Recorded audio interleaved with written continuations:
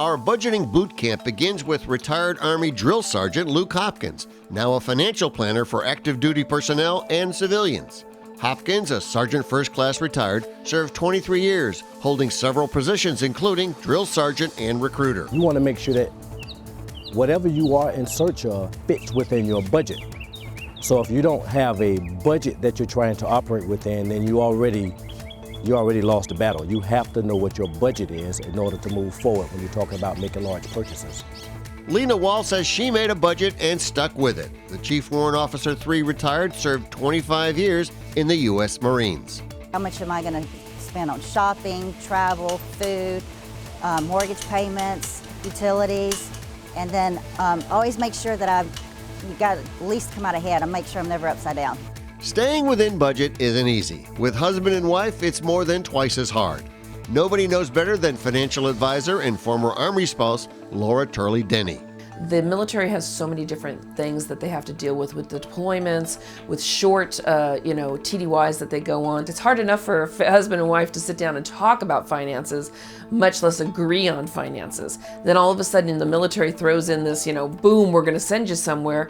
And now, if the husband was taking care of the checkbook, the wife doesn't know what's going on and vice versa. So it's really important, my job as a financial advisor is to get with the families ahead of time, and I get to say, hey, John, Penny, listen, you're coming in for the appointment. There's not going to be any more arguing anymore. We're going to work on getting a budget started so we can work on your financial future. But the big deal is making sure that in the event that you deploy unexpectedly, your family is taken care of.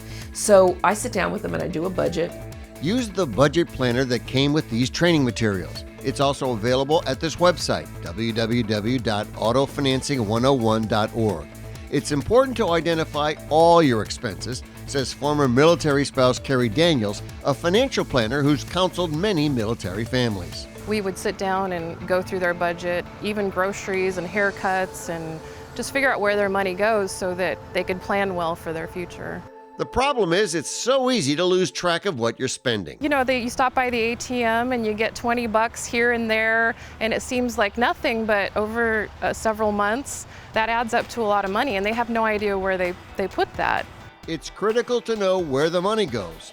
Denny recommends keeping a daily money diary for a month to identify even the smallest expenses. If it's a real tight budget, I'll say, here, John, you get an envelope. Here, Penny, you get an envelope. And what I want you to do is, if you get a soda, if you go to Burger King, you write it on the outside of that envelope. Writing on envelopes or a notepad is admittedly the low-tech way to do it.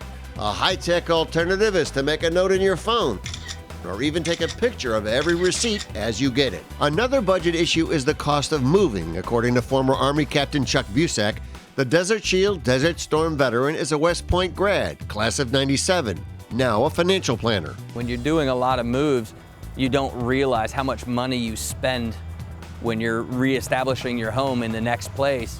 And you can very quickly and easily burn through $5,000 or $10,000 each time you move to another post. And so a lot of military folks will be very strapped for cash. The military pays for your move, but it doesn't pay for everything. You get per diems in traveling, but you're only allowed to move one car, not two. You're only allowed to move, certain things. So you're going to incur cost moving, no matter where you move, whether you're going to move, in the States, whether you're going to move overseas. It helps to have savings to pay for those and other unexpected expenses. You need to have 3 to 6 months base pay in your savings account for an emergency, especially in today's day and age where, you're moving constantly. I mean, I don't think that I've actually lived anywhere for more than 3 years being in the military. And once you've made the move, recalculate your cost of living. Start with doing a budget as soon as you land in the new location so that you understand how your expenses have changed from the last site to the new site. And that was a bit of an issue when I was in, getting used to that and even recognizing that I needed to do something with that. For helpful moving information, go to www.militaryOneSource.mil and www.militaryfamily.org. Learning points. Develop a detailed budget. Start by downloading the Budget Planner PDF that came with this video. It's also available at www.autofinancing101.org. It's often difficult to identify all your cash spending. In that case, keep a daily spending diary for 1 month. Record what you bought with cash and how much you spent. The military may not reimburse you for all moving expenses, so build a savings fund to cover moving expenses you must pay for. Be aware of the military moving expense benefits you may be eligible to receive. Here are 2 helpful websites: MilitaryOneSource.mil and MilitaryFamily.org.